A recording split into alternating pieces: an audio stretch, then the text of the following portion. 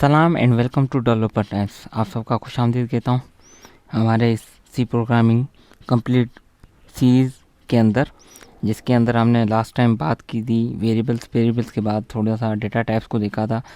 उसके इस हिसाब से बात की थी जो जनरल हमारे रियल लाइफ से मैच करवा के।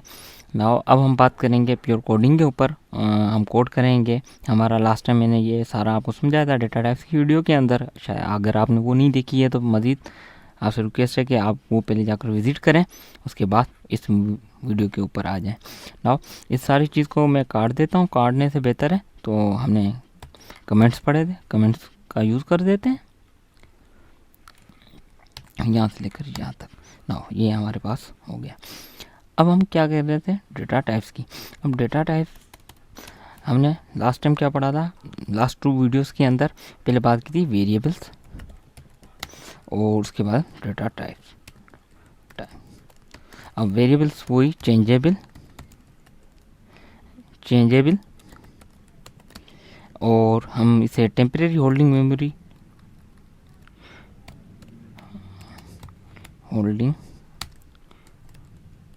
या स्टोरेज समटाइम हम कह सकते हैं इसे स्टोरेज। और डेटा टाइप्स की बात आई थी तो हमने बात की थी कि कौन सी चीज़ें हैं जो हमारे यहाँ, अगर इंग्लिश लैंग्वेज की बात की जाए तो हमारे पास इंग्लिश में बात करने के लिए इंग्लिश अल्फ़ाबेट होते हैं 26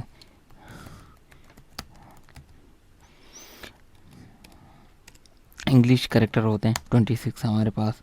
इसी तरह सिंधी है, उर्दू है, हर किसी के अपने एक सेट ऑफ दिए होते हैं डिपेंड अपॉन यूज़ के हिसाब से। नाउ अब हम करने वाले थे इसके ऊपर कोड। हमेशा याद रखिएगा, मैंने कहा था कि वेरिएबल जब भी आप डिक्लेयर करें, वेरिएबल जब भी आप बनाएं तो हमेशा एक चीज़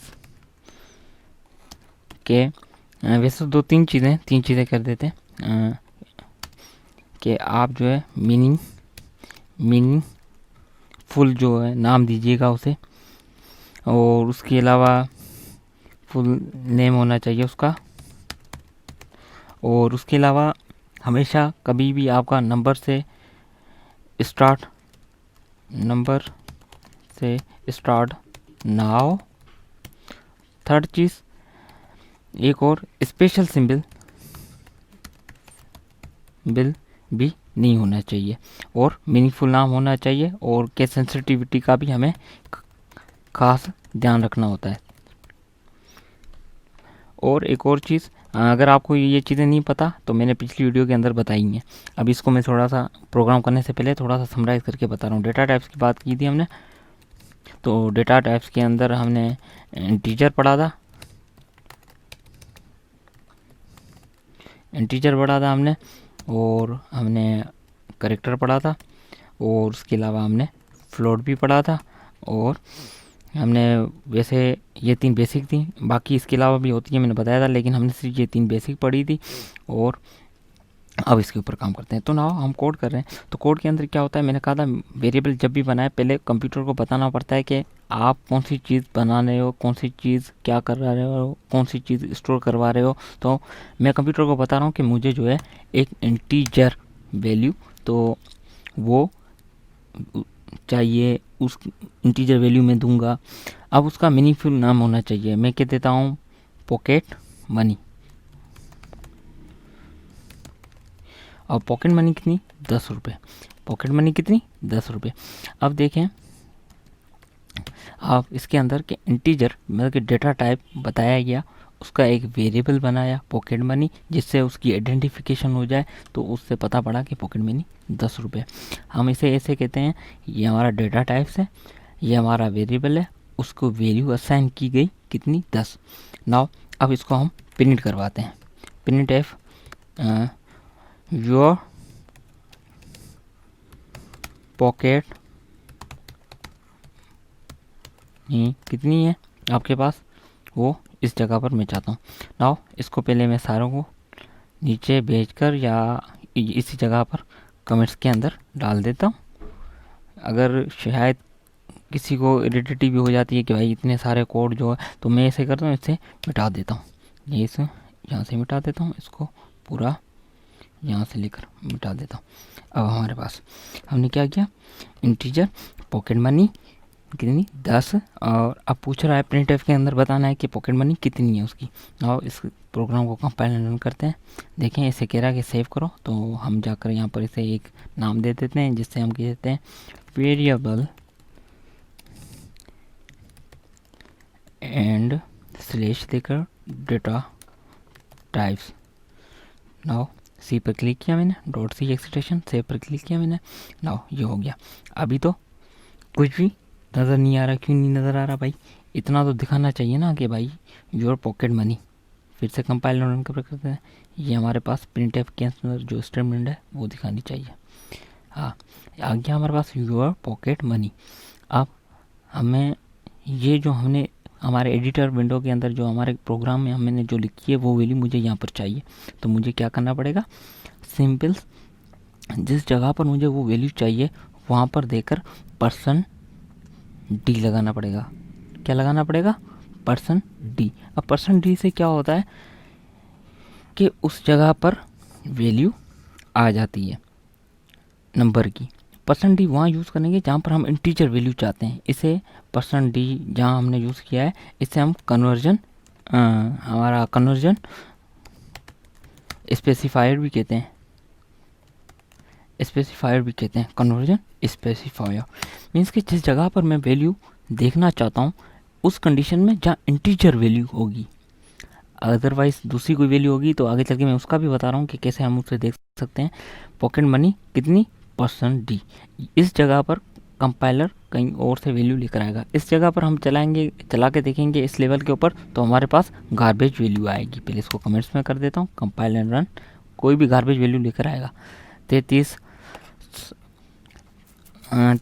पता नहीं एक बड़ी डिजिट लाकर हमारे सामने रख ली। जैसे कि हमारे पास ये तो पॉकेट मनी नहीं थी, तो ये वैल्यू कहाँ से आ गई? दरअसल ये गार्बेज वैल्यू होती है। कंपाइलर अपने थ्रू कहीं से भी लेकर आ जाता है उस कंडीशन में, जिस कंडीशन में हम बताते नहीं है कि ये वैल्यू जो यहाँ पर पॉकेट मनी तो लेके आनी है बिल्कुल, लेकिन इस जगह पर कहाँ से लेकर आनी है वो नहीं पता होता। उसके लिए हम उसको बताते हैं कि भाई जो आप पॉकेट मनी लेकर आओगे वो एक वेरिएबल के अंदर स्टोर पड़ी हुई है जिसका नाम पॉकेट मनी है ना।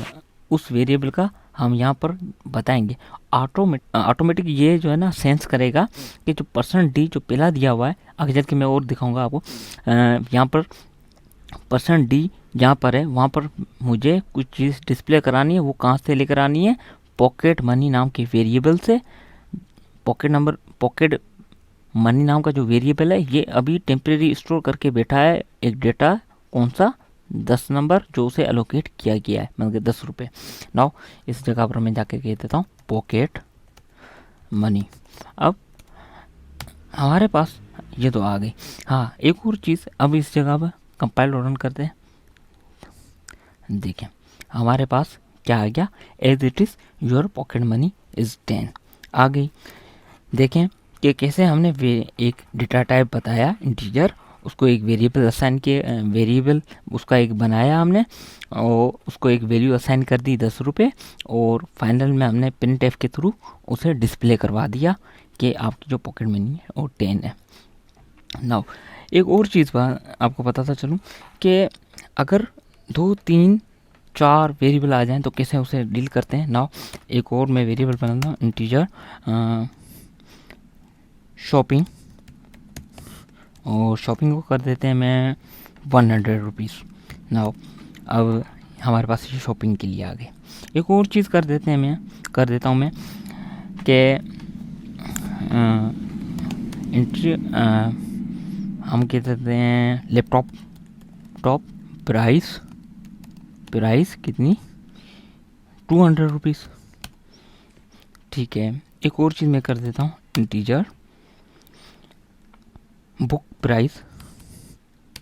प्राइस कितनी, 300। नाउ एक जनरल मैंने बता दी। अब इस लेवल के ऊपर हम प्रोग्राम कंपाइल करके देखते हैं।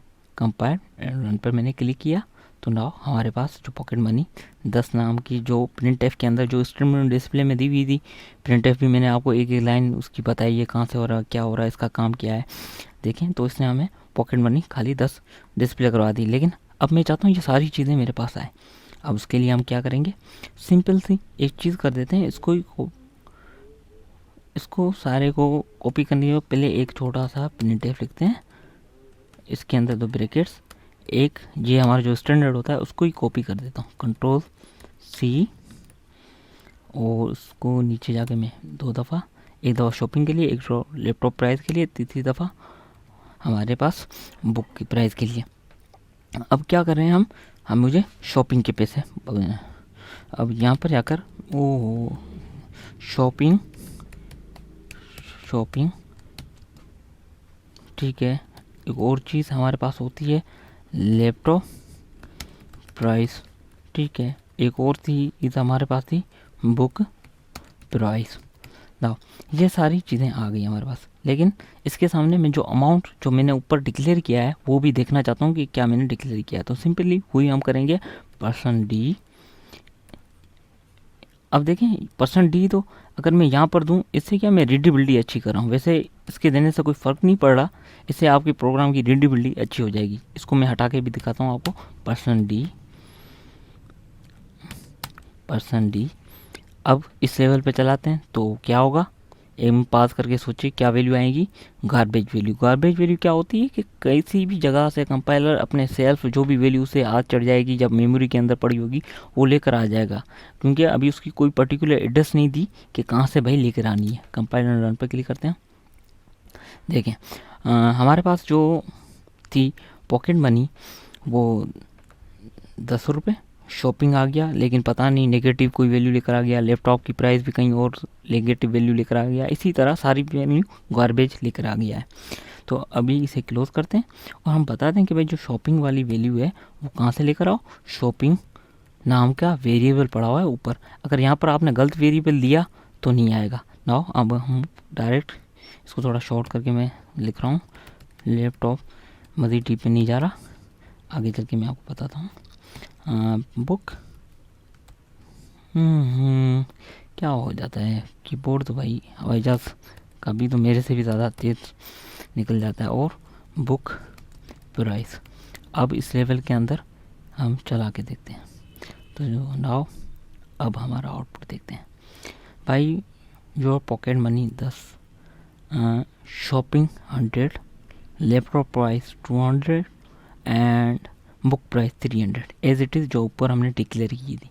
लेकिन एक और चीज़ बताता चलूँ, हमने क्या पढ़ा था याद करें, रीडेबिलिटी को बेहतर करने के लिए या अपने प्रोग्राम को मज़ीद खूबसूरत बनाने के लिए एस्केप सीक्वेंसेस, नाउ उसका हम यूज़ कर देते हैं बैकस्लैश n, इसके बाद में नंबर के बाद में लाइन नीचे जाता हूँ। अब मैं कंपाइल रन पर क्लिक करता हूँ। अब देखिएगा हमारे पास प्रोग्राम बहुत खूबसूरत मेथड से अलग अलग लाइन पर आ गया। Pocket money 10, shopping 100, laptop price 200, book price 300। Now आपने देखा कि कैसे हमने वेरिएबल डाटा टाइप बताया, फिर उसको एक वेरिएबल असाइन किया, उस वेरिएबल को एक वैल्यू असाइन की डिक्लेरेशन के थ्रू, कैसे हमने ये सारा प्रोसेस किया। नाउ थोड़ा सा ट्विस्ट करते हैं इसके अंदर। अब क्या करता हूँ मैं, ये वाई काट देता हूँ। अब प्रोग्राम चला के देखता हूँ, ऊपर जो वेरिएबल है वही वेरिएबल यहाँ पर लिखने से उसकी वैल्यू आ जाती थी, लेकिन अब मैंने क्या कर लिया है, वाई काट दिया। अब कंपाइल एंड रन करके दिखाता हूँ आपको।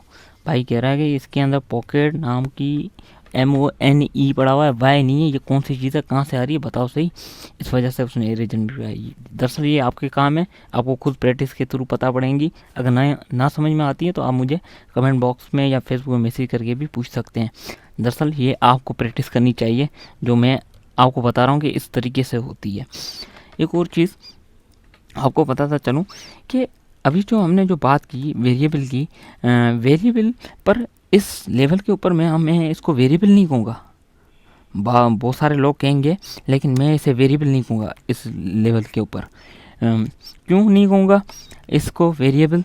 अब वेरिएबल इस वजह से नहीं कहूँगा मैं इसे, क्योंकि अभी ये फिक्स्ड वैल्यू है, एक फिक्स्ड वैल्यू आप समझने की कोशिश कीजिएगा, नॉट चेंजेबल है अभी इस टाइम पर। फिक्स्ड वैल्यू है, और फिक्स्ड वैल्यू को हमेशा प्रोग्रामिंग कहते हैं कांस्टेंट।